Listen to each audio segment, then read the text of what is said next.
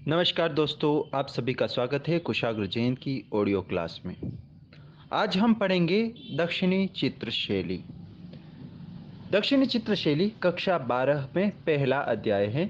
इसके अंतर्गत हम उस समय की बात करते हैं जो तकरीबन 16वीं से 9वीं सदी का समय है, जब भारत में दक्षिण में चित्रकला शैली का एक विशेष तरीके का चलन था। तो हम इसके तहत देखते हैं कि 14वीं सदी में भारत में दक्षिण में दो साम्राज्यों की स्थापना हुई थी। एक था विजयनगर और दूसरा है बहमनी सल्तनत। विजयनगर सल्तनत की स्थापना 1336 ईस्वी में हुई थी और इसकी स्थापना हरिहर एवं बुक्का नामक दो भाइयों ने की थी। जब विजयनगर शैली के संदर्भ में बात की जाती है तो हम इसकी तुलना अजंता के श्रेष्ठ चित्रों से करते हैं और अपभ्रंश शैली से भी करते हैं। विजयनगर में लेपाक्षी के वीरभद्र मंदिर की भित्तियों पर भी चित्रांकन देखने को मिलता है। यह विजयनगर शैली के उदाहरण के अंतर्गत लिया जाता है। शिव के विविध अवतार, दिव्य प्राणी, भगवान विष्णु, संत, संगीतज्ञ आदि का रूपांकन या चित्रांकन लेपाक्षी वीरभद्र मंदिर की भित्तियों पर देखने को मिलता है। एक दूसरी सल्तनत जो कि बहमनी सल्तनत, जिसकी स्थापना 1347 ईस्वी में हुई थी और इस सल्तनत का नाम सुल्तान अलाउद्दीन बहमन शाह के नाम पर बहमनी सल्तनत पड़ा।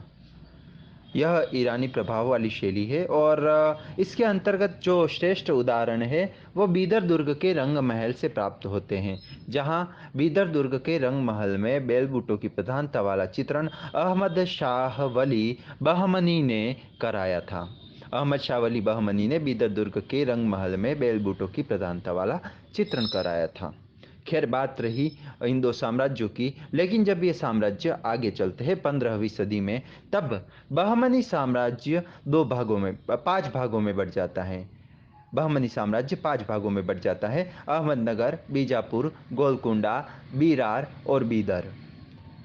इन पांच में से बीरार, जो कि कालांतर में अहमदनगर में मिल जाता है, और बीदर, जिसे कि बीजापुर के अंतर्गत सम्मिलित कर दिया जाता है। हरमन ग्वेट्स कहते हैं कि दक्षिणी कला पर दक्षिणी ईरानी व अरेबियन कला का प्रभाव है। हम अब इसके अंतर्गत जो सबसे पहले शैली पढ़ते हैं अहमदनगर शैली, क्योंकि अब जब अहमदनगर, बीजापुर, गोलकुंडा, बीरार और बीदर पांच भागों की स्थापना हुई थी, तो बीरार है वह अहमदनगर में मिल गया। अब हो गए चार, बीदर मिल गया बीजापुर में, तो ऐसे में हो गए तीन: अहमदनगर, बीजापुर और गोलकुंडा। अहमदनगर शैली के अंतर्गत हम जब पढ़ते हैं तो देखते हैं कि अहमदनगर, जिसकी स्थापना का श्रेय निजाम शाही शासकों को दिया जाता है, और यहाँ पर जो चित्रकला शैली पनपी, उसके जो सबसे पहले संरक्षक का नाम आता है वह है सुल्तान हुसैन निजाम शाह प्रथम। खैर, यहाँ पर जब हम कला की बात करते हैं तो जो हमको सीधा सा उदाहरण मिलता है तारीख ए हुसैन शाही, जो कि मुर्तजा के समय में चित्रित किया गया है, और इसमें निजाम जो हुसैन हैं उनके संबंध में हसन निजाम शाह प्रथम, इनके संबंध में तारीफ है, इनके संबंध में प्रशंसा लिखी गई है। इसी का ग्रंथ है हसन निजाम शाह और उनकी रानी के संबंध में। और यह जो चित्र है वर्तमान में भारतीय इतिहास समाशोधक मंडल पुणे में संग्रहित है। इसके अतिरिक्त एक और चित्र जो यहाँ पर देखने को मिलता है रागमाला का, जो कि रागमाला के अंतर्गत राग हिंडोल चित्र है, उसे देखते हैं। और एक बात और यहाँ पर ध्यान रखने की है कि तारीफ हुसैन शाही के चित्रों पर मालवा के नियामतनामा का प्रभाव देखने में आता है। जब हम अहमदनगर शैली की विशेषताओं की बात करें तो ऊंचा गोलाकार क्षितिज, चमकदार रंग, सुनहरे आसमान व अलंकृत प्रकृति का अंकन यहाँ की विशेषताएं हैं। खैर, अगली है बीजापुर शैली। बीजापुर शैली, जहाँ के जो अली आदिल शाह प्रथम थे, और उनके उत्तराधिकारी थे इब्राहिम द्वितीय। इन्होंने चित्रकला को संरक्षण प्रदान किया था। यहाँ का जो ग्रंथ है नुजुल अल उलूम, जो कि नुजुम अल उलूम, जो कि खगोल विद्या पर आधारित ग्रंथ हैं। और चांद बीबी सुल्ताना जो कि प्रसिद्ध है। और यहाँ के जो प्रमुख चित्र हैं, सघन वन में स्त्री, हाथियों की लड़ाई, चांद बीबी पोलो खेलते हुए। सघन वन में स्त्री, हाथियों की लड़ाई और चांद बीबी पोलो खेलते हुए। जब हम बीजापुर शैली की विशेषताओं की बात करते हैं तो चमकदार चेहरा, साधारण पृष्ठभूमि लेकिन हरी भरी, तो यह यहाँ की विशेषताएं हैं। अब जब आगे चलते हैं तो गोलकुंडा शैली। वैसे गोलकुंडा जो है कुतुब शाही शासकों का केंद्र रहा है, कुतुब शाही शासकों का। और गोलकुंडा हीरो के लिए भी प्रसिद्ध रहा है।